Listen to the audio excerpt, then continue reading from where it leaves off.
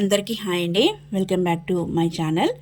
ఈరోజు వీడియో వచ్చేసి 3 రకాల పప్పులతో మంచి టేస్టీ అయిన చెక్కలు. ఈ చెక్కలు చాలామంది రకరకాలుగా చేస్తుంటారు. మనం కొంచెం డిఫరెంట్ స్టైల్లో చేద్దాం.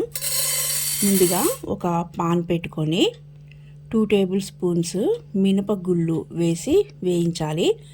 చాలా లో ఫ్లేమ్లో వేయించాలి. ఇవి గోల్డెన్ బ్రౌన్ కలర్ రాగానే స్విచ్ ఆఫ్ చేసేయాలి స్టవ్. ఇప్పుడు ఇందులోకి 2 టేబుల్ స్పూన్ పుట్నాలు వేయాలి. ఇవి రెండు కొంచెం మిక్స్ చేస్తే పుట్నాలకి కొంచెం వేడి తగిలిద్ది. పుట్నాలు అస్సలు వేయించొద్దు. ఈ 2 పప్పుల్ని చక్కగా చల్లారి పెట్టేసేయాలి.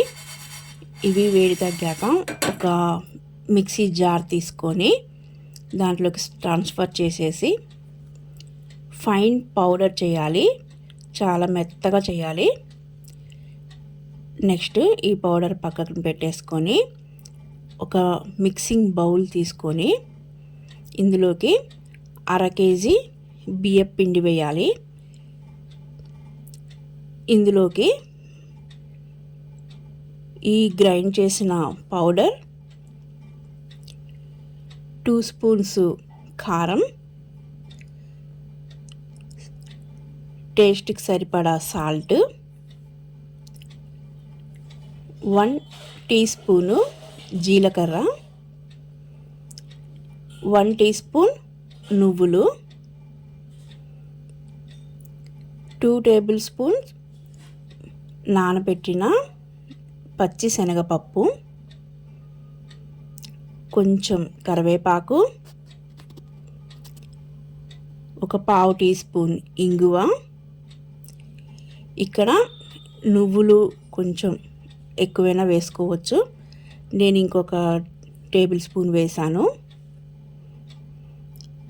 ఇవన్నీ కలిపే ముందు ఒకసారి పిండి మొత్తం ఒకసారి ఈ దినుసులన్నీ కలిసేలాగా బాగా రఫ్ చేయాలి. ఇందులోకి చెక్కలు చేసినప్పుడు చేతికి అంటుకోకుండా 1 టేబుల్ స్పూన్ లేకపోతే 2 టేబుల్ స్పూన్స్ ఆయిల్ కలుపుకోవచ్చు. ఆయిల్ వేడి చేయనవసరం లేదు. నెక్స్ట్ బటర్, వెన్న ఏమీ అవసరం లేదు.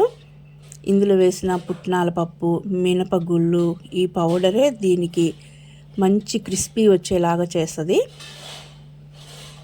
నెక్స్ట్ కొంచెం కొంచెం వాటర్ వేస్తూ పిండిని కలిపాలి. స్మూత్గా ఉండేలాగా, అంటే మనం చెక్కలు చేస్తే స్మూత్గా ప్రెస్ అయ్యేలాగా ఉండాలి. నెక్స్ట్ ఈ పిండిలోకి నాకు కరెక్ట్గా 1/2 లీటర్ వాటర్ పట్టాయి. ఎక్కువ తక్కువ కాకుండా 1/2 లీటర్ సరిపోయినాయి. మీరు చూసి కలపండి పిండికి తగినట్లు.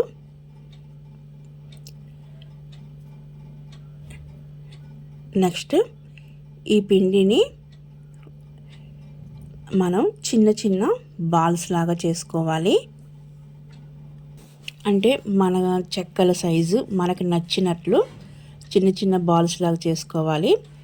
పిండి స్మూత్గానే కలపండి. మనకి చెక్కలు అనేవి చాలా ఈజీగా వస్తాయి.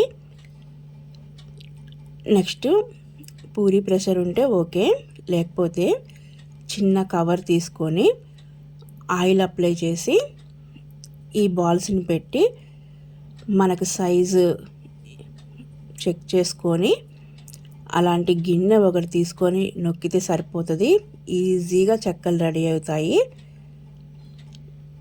చూసారు కదా, కవర్కి అస్సలు అంటకుండా ఈజీగా వచ్చేస్తాయి. ఇలా 2-3 సార్లు పెట్టాక ఇంకొకసారి ఆయిల్ అప్లై చేయొచ్చు. ఇలా చెక్కలన్నీ చేసి పెట్టుకోవచ్చు. లేకపోతే మనం ఆయిల్లో ఫ్రై అయ్యేటప్పుడు కూడా ఒక సైడ్కి చేసేయచ్చు చాలా ఈజీగా. ఇవి త్వరగా ప్రెస్ అవుతాయి. నెక్స్ట్ చెక్కలు కూడా మంచి రౌండ్గా అతుక్కోకుండా ఉంటాయి. ఇప్పుడు ఒక పాన్ పెట్టుకొని ఆయిల్ వేడి చేసుకోవాలి. ఈ చెక్కలు ఒక్కొక్కటి వేయాలి. ఇందులో 10 అయినా మనం వేసేయచ్చు, అస్సలు అంటుకోవు. ఇలా వేసిన చెక్కల్ని గోల్డెన్ బ్రౌన్ కలర్ వచ్చేలాగా వేయిస్తే సరిపోతుంది. తీసిన తర్వాత ఇంకొంచెం కలర్ వస్తాయి, సో చూసుకొని తీయండి. అంతే అండి, మంచి టేస్టీ అయిన చెక్కలు రెడీ. ఇందులో వేసిన కరివేపాకు కానీ, నువ్వులు కానీ, పప్పులు కానీ ఈ చెక్కలకి మంచి టేస్ట్ని ఇస్తాయి. ఈ సంక్రాంతికి ఈ చెక్కలు మీరు చేస్తారని అనుకుంటున్నాను. నా వీడియో మీకు నచ్చినట్లయితే please like, share and subscribe my channel. మరిన్ని వీడియోస్తో మళ్ళీ కలుద్దాం. Thank you for watching.